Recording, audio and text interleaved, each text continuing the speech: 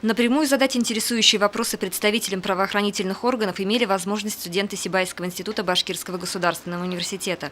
В конференц-зале этого учебного заведения состоялась встреча с заместителем начальника управления по контролю за оборотом наркотиков МВД Республики Башкортостан, полковником полиции Адусом Мегафаровым, временно исполняющим обязанности начальника полиции МВД России по городу Сибай капитаном полиции Раилем Байчуриным и старшим оперуполномоченным отделения госнаркоконтроля МВД России по городу Сибай капитаном полиции Тимуром Агасумовым. Подобного рода мероприятия в целях повышения эффективности образовательного процесса и информированности контингента обучающихся проводятся представителями Министерства внутренних дел регулярно. Мы периодически доводим данную информацию до учебных заведений, до высших и средних специальных учебных заведений. Почему? Потому что, чтобы понимали о том, что происходит на сегодняшний день у нас в республике, какие меры принимаются правоохранительными органами в целях для борьбы с незаконным оборотом наркотиков, какая мера ответственности на сегодняшний день есть, какие последствия, понимаете? Но это та работа, которая, она построена уже давно правоохранительными органами. И эту работу мы продолжаем, она ежемесячно проходит.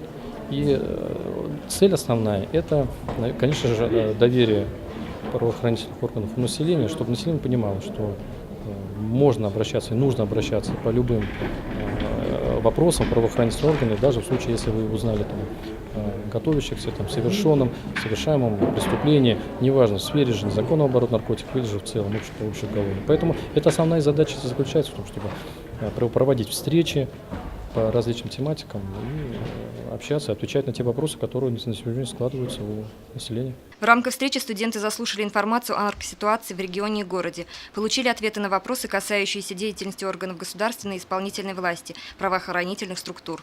Ирина Оренбургина, Радмир Исенгулов, Любовь Карпова, телекомпания СТВ.